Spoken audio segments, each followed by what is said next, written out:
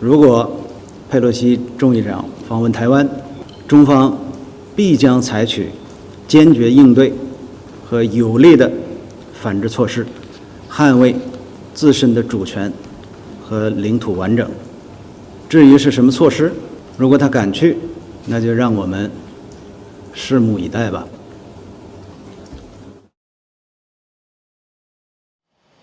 China made high-profile threats to take military actions before Speaker Pelosi visited Taiwan, but it didn't stop her. Her visit was the highest-level U.S. visit to Taiwan in 25 years.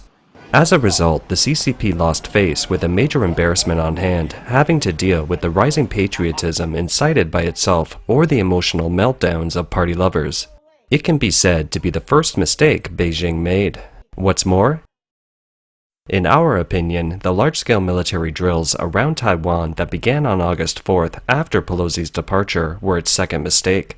On August 5th, China's state television station, CCTV, claimed that the military exercises could be converted to actual combat at any time. Yet later, their military planes and warships only remained in the vicinity of the Taiwan Strait for the drill. When they crossed the central line between the Taiwan Strait and mainland China, the Taiwanese military responded with radio warnings, air patrol units, naval vessels, and shore-based missile systems. Let's take a look at the feedback from the Taiwanese public.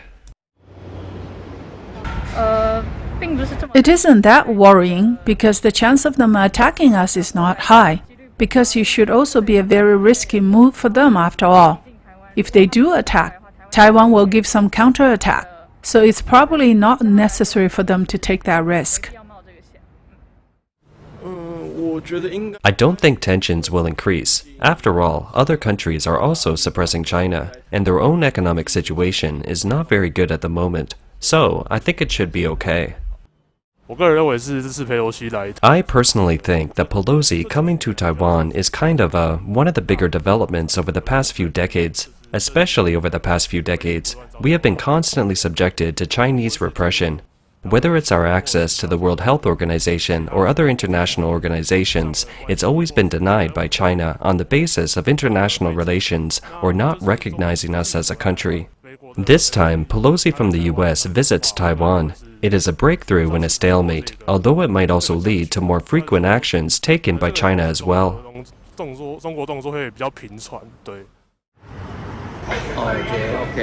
I think it's okay for us to reunify. It's supposed to be a good thing.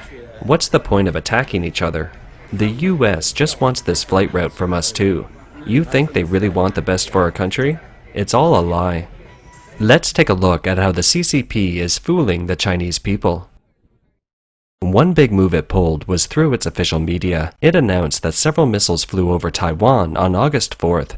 In other words, the PLA has directly entered Taiwan's airspace, and the Taiwanese military didn't dare to intercept them.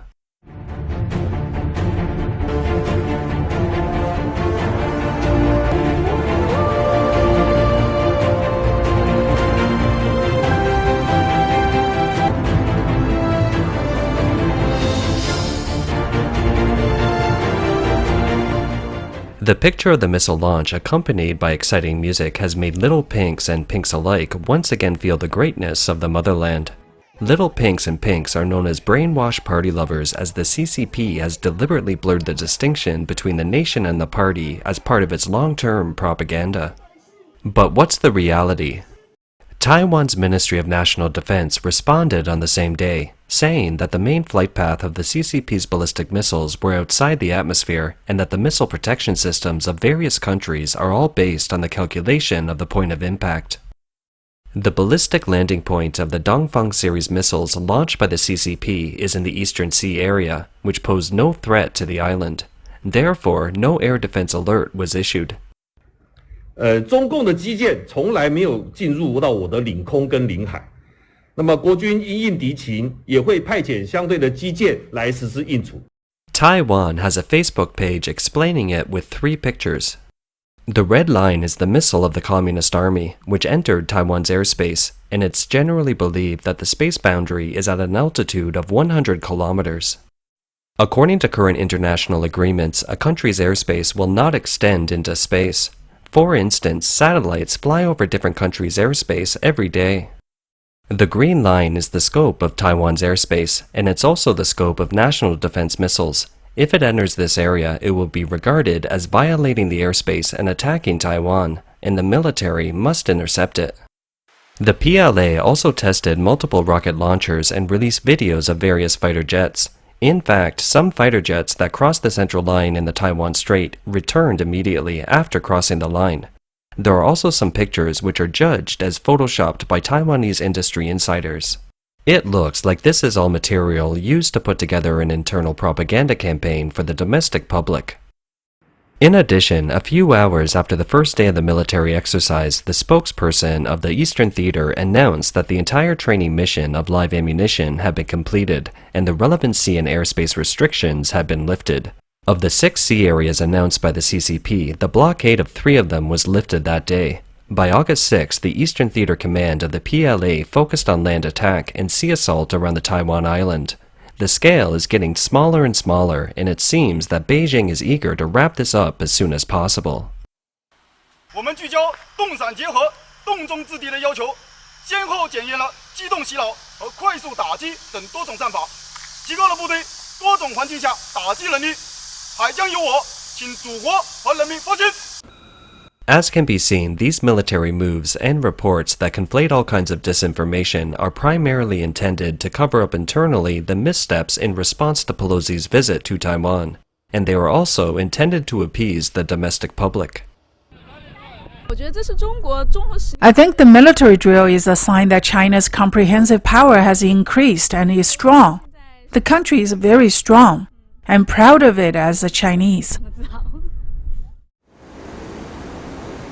From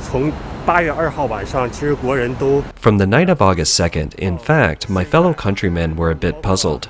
Now our country's government departments already made the announcement that we're conducting military drills. I think, how do you say it, this is a manifestation of Chinese wisdom. I firmly believe that the motherland is making a big move. Yes, anyway, it's just a matter of time before reunification. What the CCP did not expect was that the large-scale military exercises have pulled in Japan and the US to shield Taiwan. Speaker of the US House of Representatives Nancy Pelosi took the initiative to visit Taiwan. It means Taiwan had no intention to provoke Beijing by sending an invitation in advance. It stands to reason that all the anger of the CCP should be directed at the US.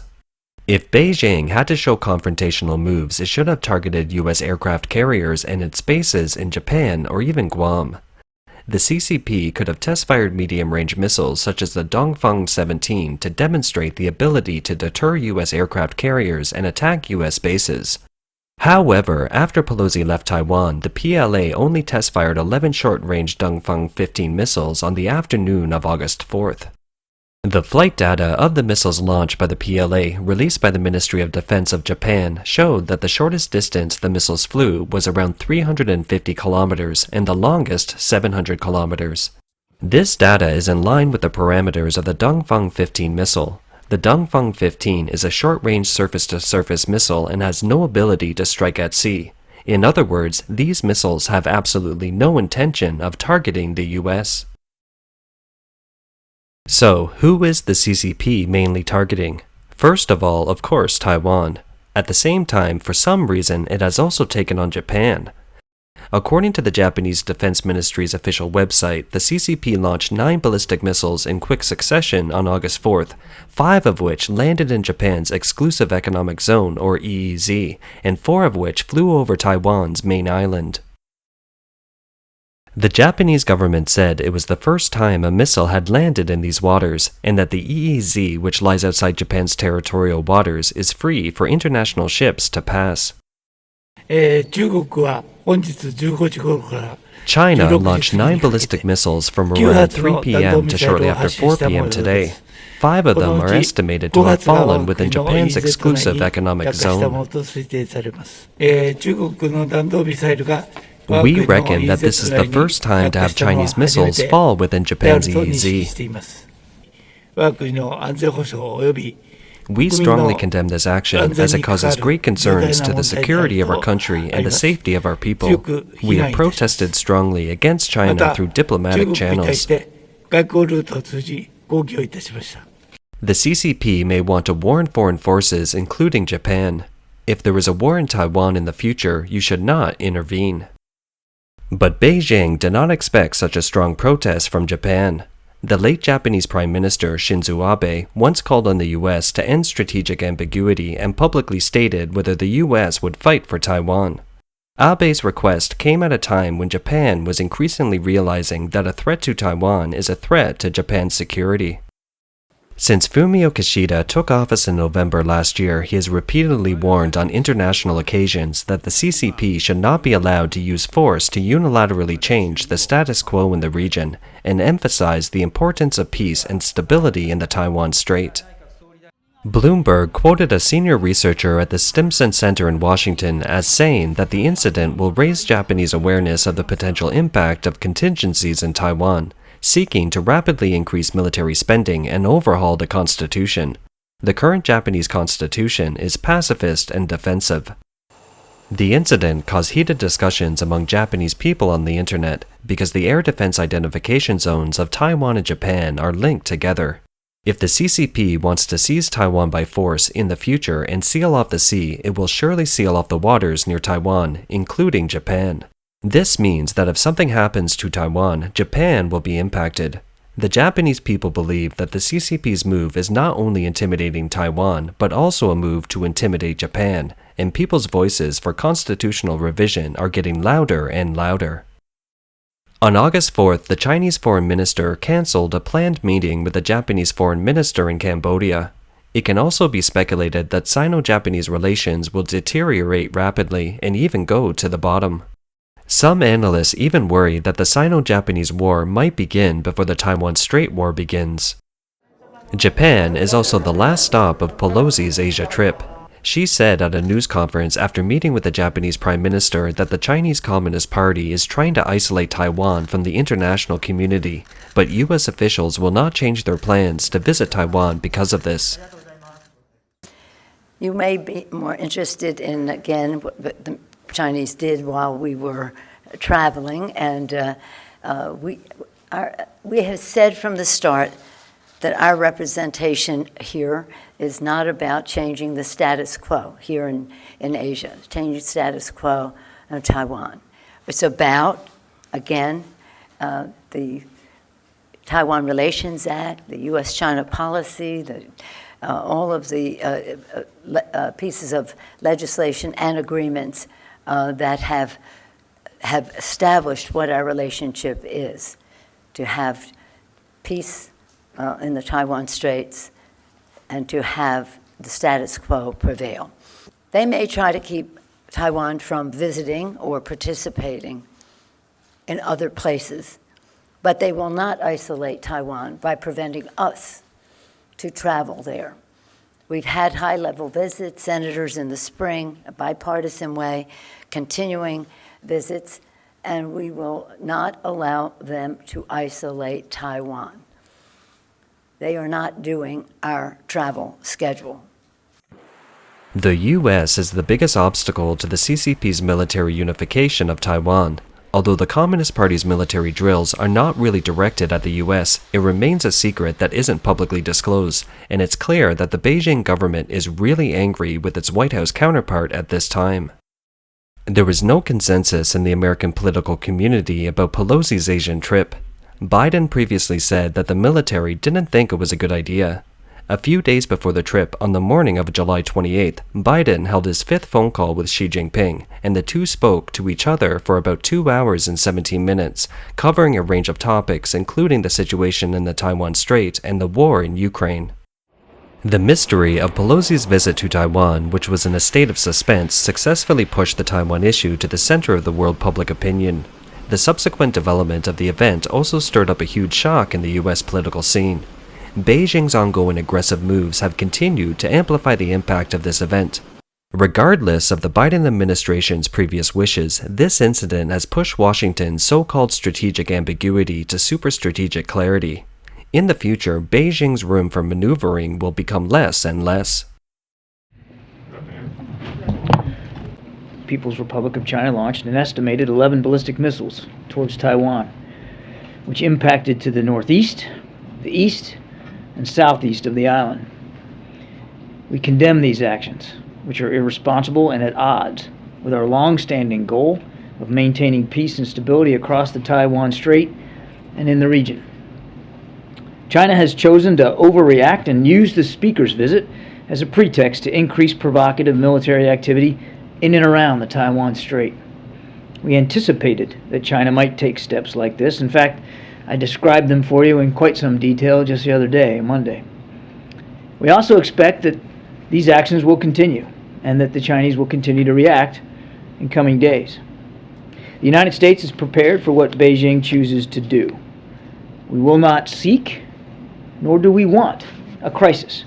At the same time, we will not be deterred from operating in the seas and the skies of the Western Pacific, consistent with international law, as we have for decades, supporting Taiwan and defending a free and open Indo-Pacific.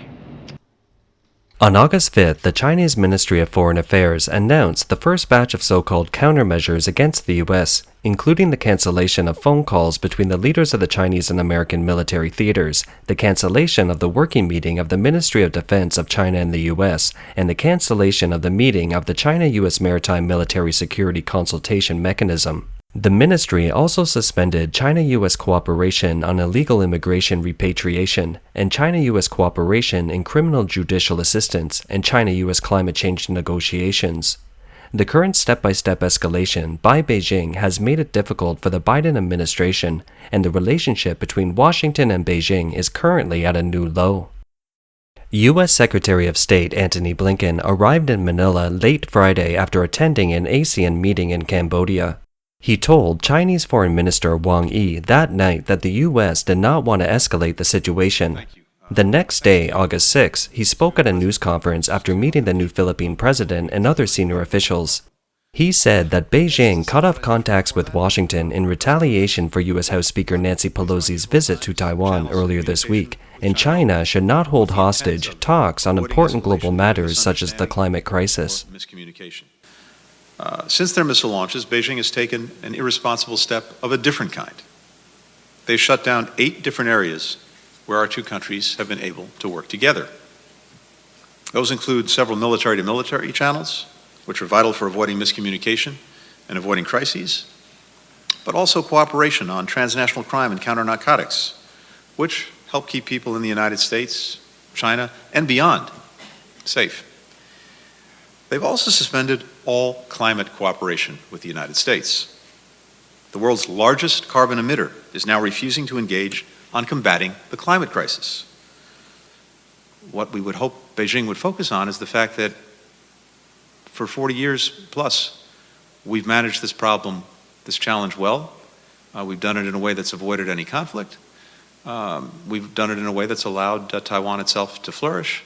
I think that's the expectation that countries around the region and around the world have. They certainly expect us, the United States and China, to manage our differences responsibly. China's foreign minister has not shown the slightest gesture of willingness to de-escalate relations, raising suspicions that these Communist Party officials are so used to acting that they are losing sight of the boundary between reality and fiction. The measures taken by China are firm, forceful, and appropriate. The Chinese military exercises are open, transparent, and conducted professionally and comply with domestic and international laws. The objective is to deter the perpetrators and punish the Taiwan Independence Forces. As far as we are aware, the United States intends to increase its military presence in this region. I hope and request that all parties maintain a high level of vigilance. Usual U.S. practice is to create a problem and then use it to achieve their own objectives.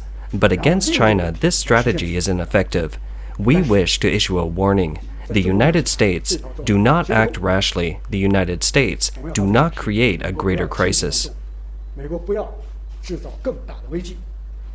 A reporter from Taiwan's news agency, Central News Agency, reported from Seoul that on August 4th, South Korean media published an exclusive interview with Scott L. Ployce, commander of the 7th Air Force of the U.S. Air Force, who is currently the deputy commander of the U.S. Air Force in South Korea.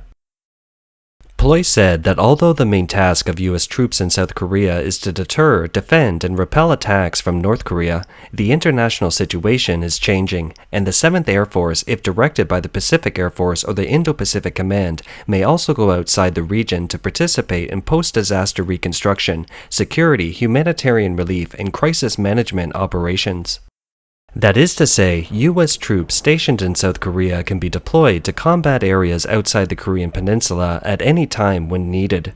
The administration of the former South Korean president once stated, "The U.S. Indo-Pacific strategy and the U.S. military presence in South Korea should not be linked." This is a change. Now the Biden administration is facing increasing calls for expanding the strategic position of the U.S. military in South Korea. In addition, the CCP's 4-day live-fire military exercise around Taiwan has affected the normal operation of flights and ships, causing more international resentment. Canadian Foreign Minister Melanie Joly tweeted in English and French on the evening of August 5th that Canada is deeply concerned about the CCP's launch of missiles into the exclusive economic zones of Taiwan and Japan, which will threaten regional stability and security. Canada strongly calls on Beijing to end its coercive military and economic actions. Look, what's happening in the Strait of Taiwan is certainly of extraordinary concern for all of us. And we are here and we call for restraint and we call for everybody avoid an escalation of this situation in order to avoid that an accident could provoke a much dangerous situation. It's important to insist that the status quo in Taiwan cannot be changed. Anyone should try to change the status quo of Taiwan unilaterally and much less by using force. Relations between China and Japan, China and the US, China and Canada, and China and Europe continue to deteriorate, and these subsequent effects will be beneficial to Taiwan, which was originally vulnerable. 我要强调，我们不会升高冲突，不会挑起争端，但我们会坚定地捍卫主权和国家安全，坚守民主自由的防线。我们冷静，不躁进；我们理性，不挑衅；但我们也会坚定，不退缩。我们致力维持两岸现状，对建设性的对话也一向抱持开放的态度。台湾从来不会被挑战所击倒。我希望全体国人团结一心。The CCP has to face more and more troubles. Externally, it is further isolated in the international arena. Internally, it faces various unpredictable crises at home. In fact, most Chinese people did not pay much attention to Pelosi's visit to Taiwan.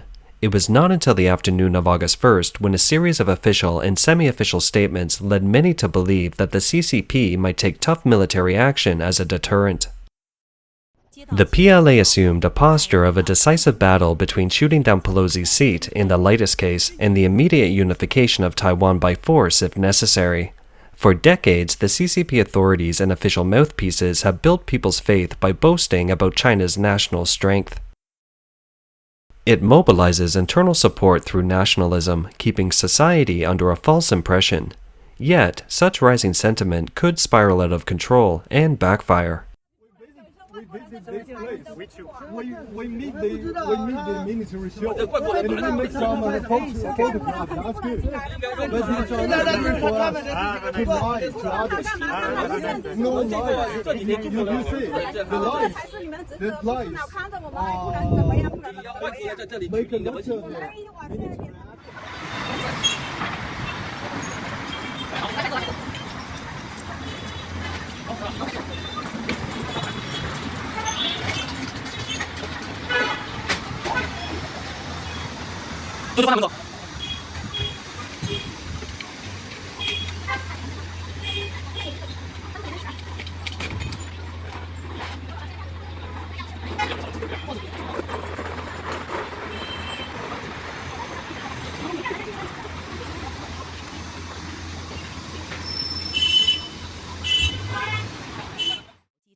数架反潜巡逻。